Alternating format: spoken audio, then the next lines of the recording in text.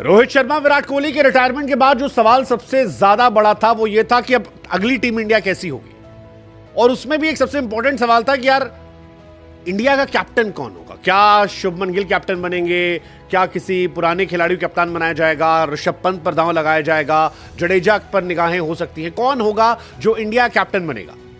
लेकिन फिलहाल इन सारे सवालों का जवाब मिल गया है। और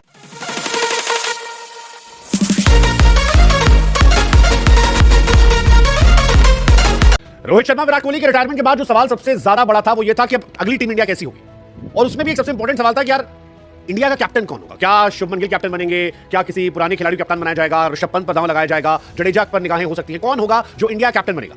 लेकिन फिलहाल इन सारे सवालों का जवाब मिल गया है। और इस वीडियो में हम आपको बताने वाले highlights of team India squad जो इंग्लैंड दौरे के लिए चुनी गई है, क्योंकि इंग्लैंड दौरे के लिए टीम का ऐलान हुआ है और शुभमन गिल के साथ टीम इंडिया अब आगे जाने वाली है। शुभमन गिल में इंडिया भविष्य देख रही है। हालांकि बहुत सारे लोग अभी भी ऐसे हैं जो शुभमन गिल को लेकर सवाल कर रहे हैं। वो ये कह रहे हैं कि यार शुभमन गिल का टेस्ट में एवरेज जो है वो बहुत डिसेंट है, उनकी जगह जो है वो भी 100% सिक्योर नहीं है। बट स्टिल शुभमन गिल आपके one of the most promising young talent है और काम है, कूल है, कंपोज है, टेक्निकली साउंड है। ये सच है कि टेस्ट क्रिकेट में उनका रिकॉर्ड बहुत बेहतरीन नहीं है जैसा वनडे इंटरनेशनल में है, लेकिन आपको किसी खिलाड़ी पर दांव लगाना पड़ेगा, किसी एक पर जाना पड़ेगा। अगर ऋषभ पंत शायद अच्छी फॉर्म में होते तो ऋषभ पंत की तरफ आंख मूंद कर इंडिया चली जाती, बुमराह की तरफ जाती। अगर बुमराह को हम सभी मैचेस खिला सकते, लेकिन सभी मैचेस बुमराह खेल नहीं सकते। ऋषभ पंत की फॉर्म इन एंड आउट है, इसीलिए शायद वाइस कैप्टन बनाए गए हैं।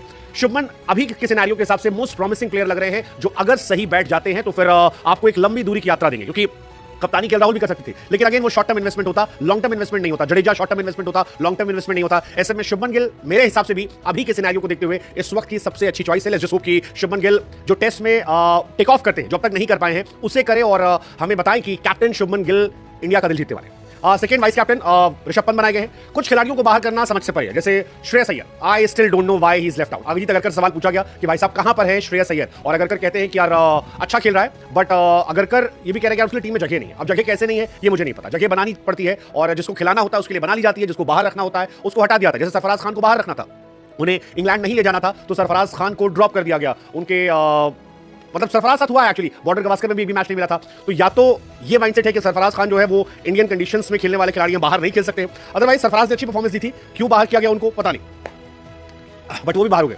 तीसरा नाम जो है जो शॉकिंग है बाहर होने वाला, वो है मोहम्मद शमी का। क्या मोहम्मद शमी की फिटनेस पूरी तरह ठीक नहीं है? ये तो नहीं हो सकता कि फिटनेस पूरी तरह ठीक ना हो, ठीक फिटनेस तो है तभी आईपीएल खेल रहे हो। हालांकि आईपीएल 4 ओवर का मैच होता है, टेस्ट क्रिकेट लंबा मैच होता है, लेकिन क्या T20 की फॉर्म देखकर टेस्ट में ड्रॉप कर दिया गया? I don't know. Mohammed Shami को बाहर करना भी समझ से परे। शमी अच्छे गेंदबाज है, टेस्ट क्रिकेट में लगातार अच्छा किया, और अगर वो फिट है तो फिर उनको बाहर करना शॉकिंग है, क्योंकि T20 फॉर्मेट की फॉर्म अलग होती है, T20 में बल्लेबाजी गेंदबाजी अलग होती है और टेस्ट क्रिकेट का माइंडसेट अलग होता है। एक और नाम ऋतुराज गायकवाड़। जगह भी नहीं थी, प्लस ऋतुराज को कंसीडर वो नहीं करते हैं। बहुत लंबे समय से ऋतुराज गायकवाड़ को अलग तरह रखा गया है। वो जो रूमर्स उड़ते रहते हैं CSK वालों को लेकर के, क्या गंभीर के, वो पता नहीं, आई डोंट नो। मतलब ये सारी कहानियां इत्तेफाक हो सकती है।